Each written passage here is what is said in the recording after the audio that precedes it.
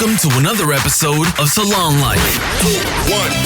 With WhatSalon, everything you need to run, manage, and grow your salon business. This is SalonLife.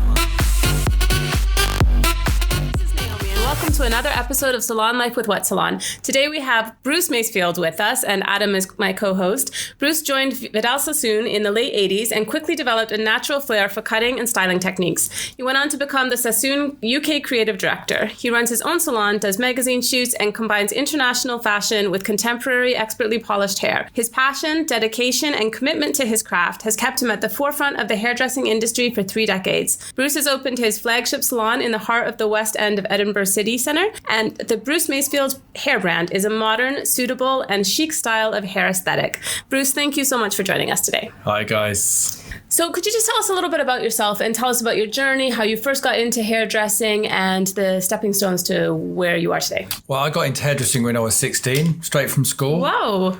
I know, many moons ago, eh? It's very young to start a career. But I had a friend whose father had an amazing salon, and I kind of thought it would, it set like an idea in my mind that I would quite like it. And at school, I was always on the creative spectrum, Yeah. I wasn't really an academic, and I kind of imagined that I'd be good. Yeah. It's an odd feeling, but, I went to a school, we were really lucky. We had like an amazing woodwork class. We even had a forged, where you can make wrought ironwork. Oh, cool. We had a massive art faculty. Wow. So I kind of had great space. Setup, yeah. Yeah. Whereas sometimes today kids Schools don't have that. The resources, yeah. Yeah, and we have a lot of focus towards academia. Yes. But I was really lucky because we had like a really good focus into the arts, so that I thought I'd be good. That is super cool. You just had an instinct. Yeah, I mean, I kind of wanted to work hard at it. Yeah. Once I decided I was going to go for it, I always thought, I kind of got a bit mesmerised by it. So it didn't feel like work, it just felt like what you should be doing. Yeah, I mean, it felt like I was a part of the fashion industry, which I was, Yeah, absolutely. Definitely, yeah. Even at a young age, I went and assisted at Fashion Week or went on a show or, was, helping out blow drying I suppose I had great mentors and great people to look up to. And I think, if you find those people, then life is quite exciting. So how did you take the jump from beginner, starter, hairstylist to UK Sassoon creative director and now opening your own salon and is quite renowned and you've got a unique style, global reputation? Like, how did you take that? Yeah, I think you have to be really prepared to learn. You have to be a sponge. You have to sort of learn everyone's sort of skills and techniques first. I mean, I always have this saying, steal it, practice it, and put it in the back pocket. Very good. Like constantly. I think I still do that now. Yeah. But I think you do get to an age where you kind of trust your judgment. And I know when I got to 30, I was like, I know my aesthetic. I know the sort of hair I do well. I'm really proud of that. Yeah. I'm not going to try and be everything to everyone.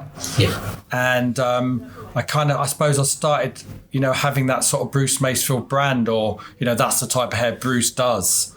And, it's very suitable. Mm-hmm. I make people look beautiful. I know that. I'm obsessed with beauty. I'm not particularly bothered about a hair shoot. I'm much more bothered about a beauty shoot and it fitting in, so it fits with an individual. Very cool. So I was all, and I suppose a little bit of rock and roll is being being in the art team at Sassoon at the time, so, worked up, working your way up to assistant and then the full creative director. Then I got the big job in 2006, which was, it was a real honour. I'd worked with Vidal. Yeah. That's amazing. It was amazing. Like, I'd been away with him quite a few times and done hair with him. What was he like in person? Oh, he was so inspirational. He's the sort of person, if you had your back to him when he walked in the room, you knew someone major had come in. Okay, wow. Yeah, wow. Just it was had exciting. Such a presence, I can imagine. Yeah, and I suppose, from that, it just, if you have opportunity, which, Vidal Sassoon gave me, you grow. You've got to take those opportunities. Yeah. I suppose you've got to be quite humble on the way. Yeah. And I think that humble people are always successful. Yeah, I agree. But I think there comes a time when you know what you stand for. Yeah. And it was just time to sort of, after, I think I put something out on Instagram. It was something like 28 years, 9 months, 44 minutes, hours, seconds. I put that down exactly how long I'd been at Sassoon. And I just thought, if you want to do your own brand, do it before you're in your wheelchair. Sure. So how did you make that jump? Because that's a pretty big jump. I assume, I'm going to make some assumptions here, that you were comfortable there, you were doing very well there, you were very, very successful. That's not an assumption, that's just fact. How did you make that jump into your own brand? Like, what were the challenges that you faced, and then, what did you navigate through to make it simple? I think that you probably become your own brand when you're holding that title, because you are a part of influencing that company. So I started with that, with Vidal Sassoon. I looked up to them, did what they told me to do, grew, and then I ended up being, I think it should be like this. Mm-hmm. So I think that is a part of you coming out. I had a departure where I started doing a lot of fashion and a lot of editorial, and I started working differently. So my kind of aesthetic changed. So I think that the brand was always there. I mean, I was comfortable, now I'm still growing that. But I mean, we've been open for 2 years, 2 months. I was just going to ask, that was my next question. So I always imagine it as a 2-year-old. Yeah. And I still need to hold the hand of the 2-year-old across the road, Yeah. So it's exciting, but, each year I want to be a year older. Yeah.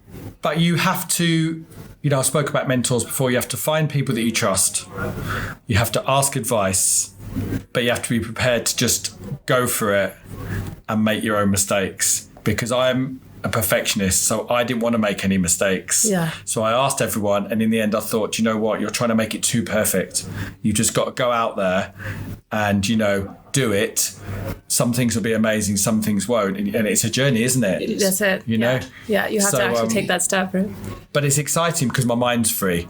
So if I want to buy the biggest bunch of flowers to put on the reception desk on a Monday morning, I can do that. Right. If I want to use whatever tool I want to use in the workplace, I can do that. That's cool. It's kind of like so I've got like not big bags of money at the moment. I've got big bags of freedom, which are exciting. Yeah. That's brilliant. And so even just launching your new salon, do you have any tips for any other hairdressers or salon owners that are just maybe thinking of opening a salon? Any learnings from your own experience? Yeah, that's a funny one, Naomi, because now I can give some advice, Been there, done that. Right? I mean, someone asked me the other day about my website. They said, they wanted a website. We were a while getting our website up, but it's definitely on brand. Yeah. You have to create a brand. Yes. I don't want a hairdressing salon. I want a brand. Yes. And we're very small, but that's a very important point. It's super important. Yeah. And it doesn't matter how small you are or how big you are.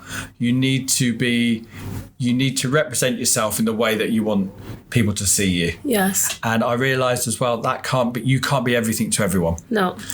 So we have like a high-end, chic, beautiful salon that looks like a Parisian apartment. Nice. We serve beautiful coffee. Last Saturday, one of my clients brought in this amazing cheese and this amazing artisan bread. Oh, yum. So we started serving it with the champagne that we serve. Oh my God. I want to go to your salon just for the experience, right? But, like all the time, so nice. My wife, different. Lindsay, and, I are always looking to sort of just, add to the offering. But at the heart of it, has to be good hair. Yes. Because at the end of the day, we're a product of hair, right. But all the others are add-ons. Yeah. But I want it to be amazing. I mean, my absolute wish list would be able to have a concierge that someone goes and parks your car for you. Oh wow! one day, yeah? That's like the ultimate salon experience. But it'd be amazing, wouldn't it? Yes. You know, I think it's a conversation that comes up quite often when we're doing the podcast as well, that, you know, it's not just about the end result a lot of the time, it's about the experience that people are coming for. They're not coming for just their cut or their colour anymore. They're coming for that relaxation and that escapism from the real life, and you've got to be able to deliver that. What ways do you deliver that? So I know you've mentioned that, you know, you've got some champagne and stuff, but how do you go that extra mile in your salon? Well, we always imagined this space that was very relaxing.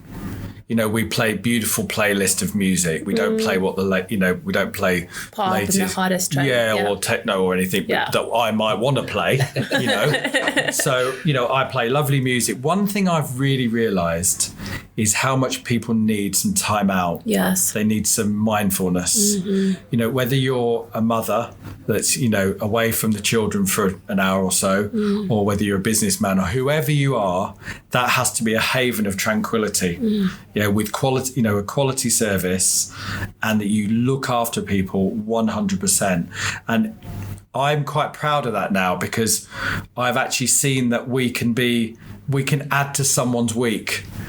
You know, because life is crazy. And we're all talking about mindfulness at the moment, you know, and, you know, mental health. And, you know, it really is like the buzzword, the buzz topic of the moment. But I do think we can help. Yeah. And I think that, you know, listening to people, offering advice, giving them great hair, you know, is all part of it. You know, I don't see myself, like, I love to have an intellectual conversation with my clients. When I say that is we talk brilliant things. You know, I listen to them. They tell me about politics. They tell me about, you know, trading and, you know, all the things that I don't know, Bitcoin, whatever it is. You know, I'm a sponge. I'm learning off them too. Absolutely. So you've done some pretty big collaborations with designers such as Simon Goa, Adeline Lee, and Sadie Clayton. Could you tell us a bit about this? Yeah, I mean, I've moved away from that a little bit. That was, you know, at the one thing I thought was very important, and I missed that side of things, if I'm honest, but it's very important that when you start a business, I feel that the core of our business is our salon, right at the centre of what we are. You know, if I'm going to educate, I need to have a successful salon. If I'm, you know, I need to first and foremost look after those team members. We need to build that business so that we eventually will go and do great things. But on that topic of, like, you know, working with designers, that's a really creative process. Because you normally work with a creative director, which is they're brought in to work with the designer. The designer doesn't normally dress the models. Normally the creative director does that, you know, the fashion director. They sort of collate the show. So you've got to, normally you go along and you show loads of different hairstyles until they see one they like. But that's kind of like good. Like, you're out there, you know, you've got your heart on your sleeve. I mean, as creatives, we're quite brave people, believe it or not, because I could do something, you guys might not like it. Now, as long as it has a foundation of why we've done it, I don't mind if you don't like it, but at least you know where it's come from. Right. But artists, you know, anyone that shows something that they're passionate about, you know, sometimes that hurts. You know, so it's personal. So I think that, you know, that creatives are quite brave people. 100%. You know. No, I totally agree. So I'm just going to kind of backtrack, because talking about the designers, and you said how having the salon is sort of at the core and building your team, but that's always an issue, is like team building and staff retention. Do you have any insights into that for a salon owner, and how to attract top quality skill and experience staff, and then also how to keep them? I think, like, I've been on a journey with that, like, hugely. I, at one point, thought my standards were too much. I had to drop my standards. But I've realised that you have to wait for the right people to come on the journey with you. You know, because I want a brand. You know, you wouldn't go into Louis Vuitton and you wouldn't get, you know, see the sales assistant picking their nose in the corner. You'd see someone that was really well turned out with a beautiful haircut that knows the product. And I just think that my expectation is there. Now, the way I deliver it is probably much, much kinder than it's ever been. So when I'm teaching someone to make the coffee right, I might teach them in a fun way. Right. You know, instead of like, you know, when I was in the corporate world, I might have been a lot stronger. Sure. So I think that standards are brilliant. Yes. But it's the way you deliver standards. I mean, we have got an issue in the hairdressing world at the moment. When I say hairdressing, I'm wrong there, because I have lawyers that come to me. I have architects. Everyone is having the same problem. Mm-hmm. At first, I thought it was just Bruce. Then I thought it was just the hairdressing industry, but talking to people, is everyone is having the same problem. The new workforce, they want different things that I did when I was younger. Oh, it's very true. But we have to understand them. Yes, and you have to adapt and... You do. Yes. But I know like law firms that are, you know, looking at, you know, cutting hours, you know, giving people experiences. It's exactly the same as what is happening in our industry. Yeah. That's fascinating, isn't it? I read the other day somebody's offering a 4-day week now. That's just standard. So you know, have these to kind of things and what's happening. Absolutely, you have to be fluid. You constantly have to, you know, like, do you give people their birthday off? Right. You know, Those things make a difference. You know, do you want to work from like 3 o'clock till 10 o'clock at night? Do you know what I mean? We have to start thinking outside the box. Yes. You know, we have to think about, we will have no workforce if we say, well, when I was a boy, we did this and you stayed after work. And I mean, that's so primitive. Yeah. It's doing something because we've always done it that way. Yeah, that's so bad, you know? So actually the journey that I've been on since I opened the salon has been quite a good journey for me. So I've got another question for you. It's going to take it a little bit the other direction. But so you've got your 2-year-old, as you said, with the salon. Are there plans to add in another child Any into more children? that mix? Yeah. Is there going to be another Bruce Masefield salon, or are you content at the moment building the one you've got, or have you got these grandiose ideas where you're going to have one in every major city around the world? Do you know what? I would love to open one in New York or LA, because I don't want to think normally. Good for you. Yeah. You know, like I don't want to think, oh, you know, I'll open one in Edinburgh. I mean, there's chains of hairdressers in Edinburgh that just, they all copy each other. They all want 5 salons. Yes, yeah. That doesn't appeal to me. Yeah. You know, we're a destination. I know I'd love to open in Manchester.